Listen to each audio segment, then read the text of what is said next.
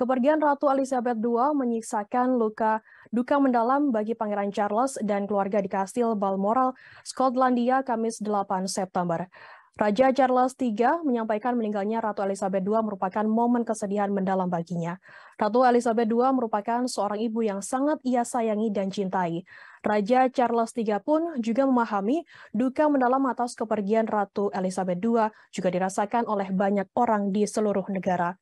Diketahui Ratu Elizabeth II meninggal dunia pada Kamis 8 September 2022 waktu setempat. Kabar tersebut telah dibenarkan oleh pihak Istana Buckingham, Inggris. Ratu Elizabeth II meninggal di usia 96 tahun. Meninggalnya Ratu Elizabeth II ini terjadi 7 bulan setelah ia menandai peringatan 70 tahun naik tahta. Selama 70 tahun menjabat, Ratu Elizabeth rutin melakukan berbagai pertemuan atau acara hingga usianya 90-an.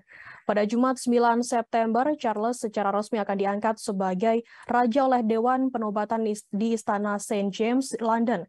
Charles akan resmi disebut sebagai Raja Charles III dalam beberapa hari mendatang setelah diproklamasikan sebagai Raja baru Inggris. Jangan lupa like, subscribe, dan share ya!